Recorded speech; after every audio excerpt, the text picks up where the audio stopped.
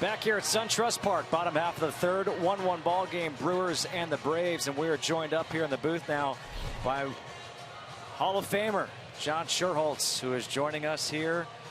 I have to ask, how does it feel to hear that Hall of Famer before your name?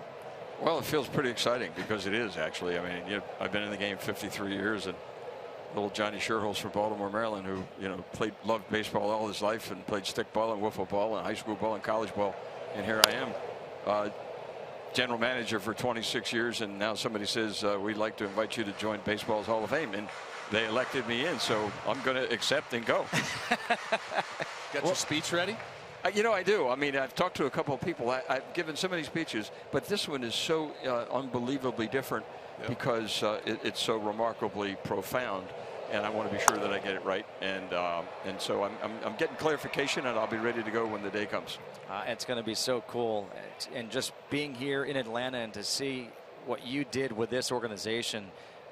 Mark being the pitcher that he was. I mean, we think about Glavine, Smoltz, Maddox. What was it like as the architect of those teams with those guys? Very comfortable. I mean, to know, we had a run for about 15 years. About 15 years where we were sending guys of that caliber out to the mound every day. And I started with the Orioles in '66 and went to Kansas City. We built our franchises, our teams around pitching and defense and speed. And so too have we done it here, and you have that kind of pitching in the middle of the diamond, and it seems like everybody else around them has to be better. The quality of that player up the middle and the outfield have to be better to support those pitchers, and we did that, and we were able to do it and sustain it and put a lot of pennants up on the wall. Oh my God, we just showed them right there, and it's amazing what you guys were able to accomplish here in Atlanta. Yeah, the 14 consecutive is still remarkable, and people who come here, and I stand down behind the batting cage and I talk to guys and they say it's impossible to do what you did 14 years in a row. Nobody can do that in any sport, and it will never be done again. So that's a real tribute to a lot of people. Bobby Cox, who I had the privilege of working with for 17 years in partnership, and a lot of scouts and player development people. It was a leadoff base hit by Ender Inciarte, brings up Brandon Phillips, who singled and scored his first time up to even the game at 1. Again, we are speaking with John Schuerholz. Will be inducted into the Hall of Fame this year. You won a World Series with the Royals. You won a World Series here with the Braves.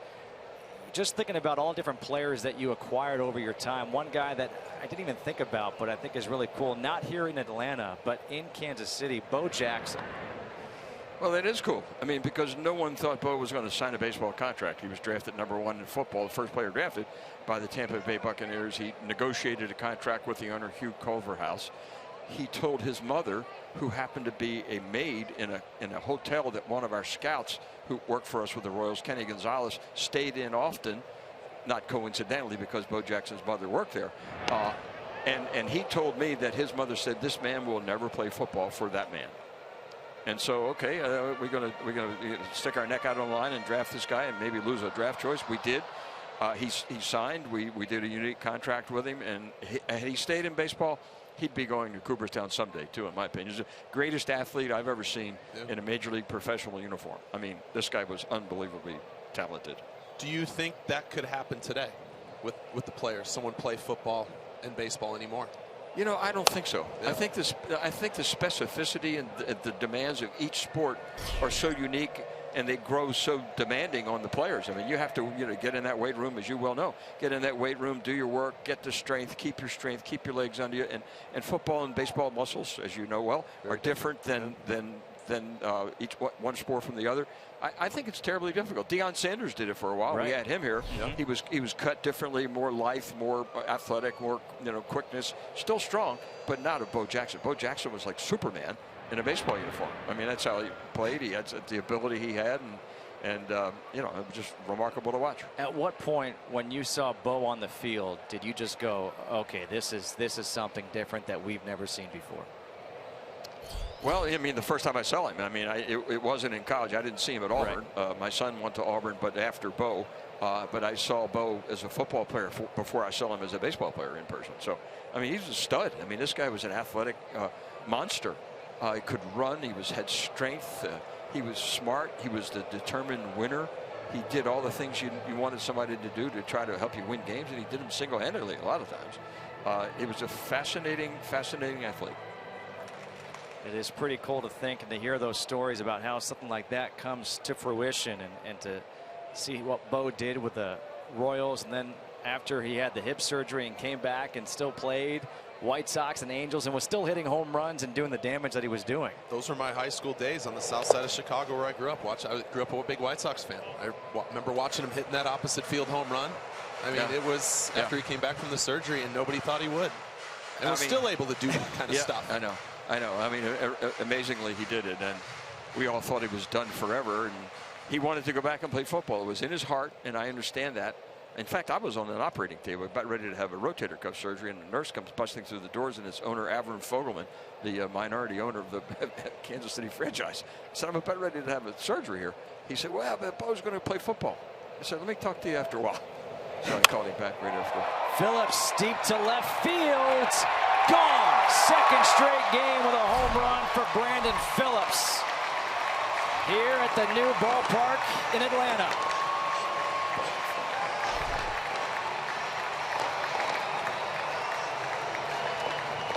That is the 90th home run of the season here at SunTrust Park.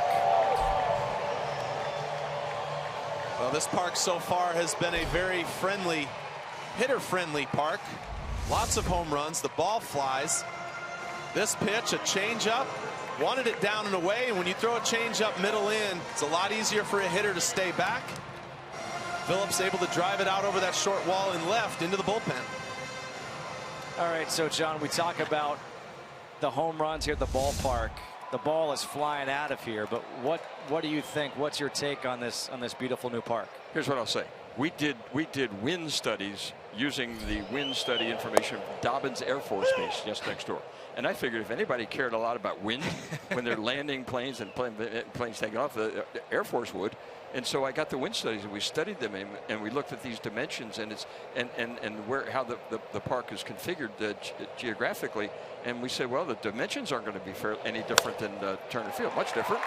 And so it's probably going to be similar. It looks like it's going to be a little windier in the spring, maybe going in this direction, and a lot better in the fall or late summer and fall, going the other direction. So far the ball is flying out of here. But as I watch replays of every game on MLB TV, they're flying out of every ballpark. I mean, it's just not just this park. That's exactly right. Not just this park. And I don't know what that is. I know there's been a lot of examination of the baseball itself, but I can't figure it out. But it is carrying here quite well.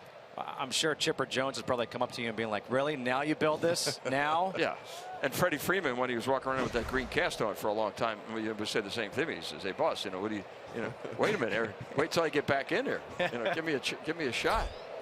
Well, speaking of Freddie Freeman, here's Matt Adams, who has been a godsend as he gets into one to right field, just under it, though. Santana is there, and there's the first out of the inning here in the third. Again, we are speaking with John Schuerholz, but Matt Adams, what a pickup he has been for the Braves. I mean, really picking up right where Freddie Freeman left off. Well, you're right. I mean, you talk about acquisitions of players that fill a gaping hole.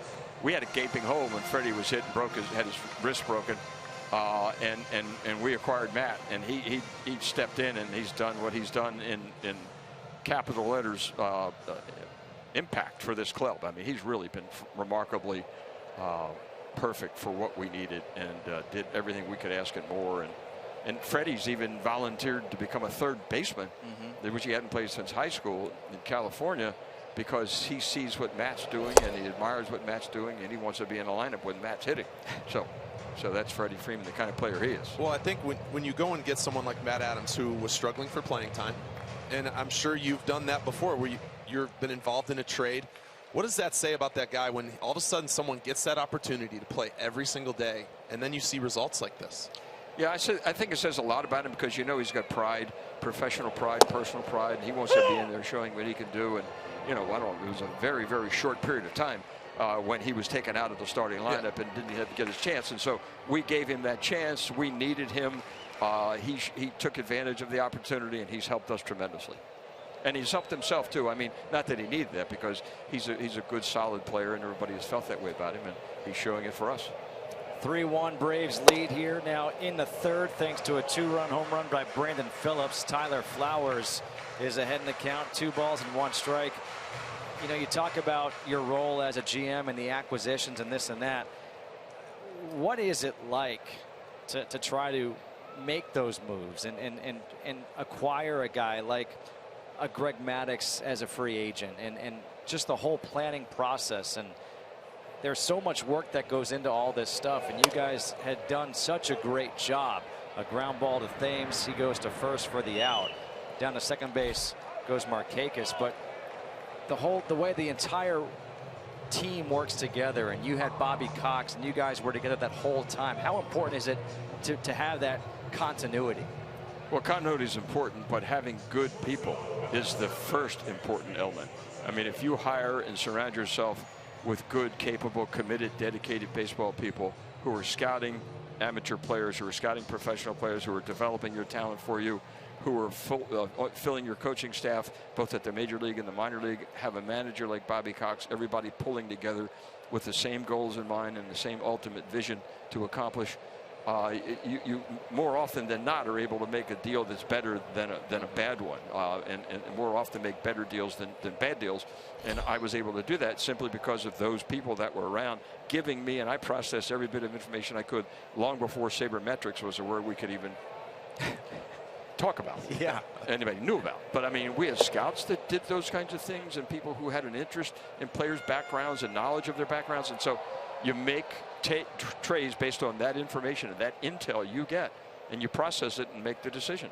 I didn't make every trade I made wasn't a good one, but we made a lot of good ones. You made a lot of good ones, and that's the reason why you're going to the Hall of Fame this year. What an honor that will be to be there in Cooperstown, and I'm sure all your players who you acquired and drafted and signed throughout the years will be there in attendance to see you and to hear you and listen to your speech. That's going to be pretty special. Well, it is very special. Someone reminded me that for executives whose principal job it is to team build, there are now only 6 executives in the baseball's Hall of Fame. Branch Rickey, Larry McPhail, Ed Barrows, George Weiss, Pat Gillick, and myself. And so that's pretty remarkable to be part of that elite group, and the Hall of Fame is part of the elite group of excellence in our game. Of course, top 1% of the people in uniform make it to the Hall of Fame, and so to be invited to be included in that austere body as a guy who kept his nose to the grindstone and tried to do things right and build winning teams, I'm really honored. From a guy who grew up playing stickball and wiffle ball, off to Cooperstown. Not too shabby. Well, not too shabby, but I had as much fun playing stickball and wiffle ball as I did anything in life, because it was baseball. My dad was a minor league player. My father played minor league baseball for 3 years. He was a great athlete. They called him the Bob Cousy of his day back in the 30s in Baltimore as a basketball player, obviously. And then he became a professional baseball player. And the year my mother was pregnant with me, actually people are hearing my speech, he suffered a broken leg turning a double play at second base down in Wilson, North Carolina. And he said, well, I better get a real job. My first child is on the way, and I don't know if minor league baseball is going to be the way I can do this. And so he left and went on to work. But he was an athlete, and so were many of my uncles too. So, well, you're the one going to the Hall of Fame, and I know they're all sure real proud of you for what you've accomplished in this game. And we certainly appreciate you taking the time to sit here and talk with us. And it's so cool to hear these stories. I love it. Well, so far, my sitting here and talking to you has not been a bad thing for the Braves. That's exactly right. So you guys are probably saying okay already. I mean, no, like I said, I love talking about the history and how things have transpired in your career. I mean, the first GM to lead teams from both leagues to World Series titles. Yeah. It's so neat, and to hear the stories that you've already told during this inning. Here's an amazing thing, I'll tell you. When I was named general manager of the Kansas City Royals in 1981, the latter part of 81, I was 41 years old, and I was named general manager. Nowadays, if the general manager is 41 years old, they're bringing retirement papers to his desk. I mean, seriously, that's the way it's changed. I mean, they start out of these, these great schools, and they start early, and they're given big jobs, and they're smart, and they get it done. And now at 41, they're going to retirement farms. Yeah. Not really, but I mean, it's what it seems like to me. It is pretty wild. I mean, think about just the GM for these Milwaukee Brewers. I think done a great job. Stearns is still in his 20s. He's done a great job. I mean, you know, you don't have to be old to be smart. You don't have to be old to love baseball and to study baseball and to know baseball and to be a communicator and leader. And that's what he is. Little dribbler. Well, John Schuerholz, thank you so much for joining us. Congratulations on your entire career, and congratulations Good to be on with the you. Hall of Fame honor. It is quite the honor. Brandon Phillips with John Schuerholz on the air with us. Goes deep for a 2-run shot. Gives the Braves a 2-run lead.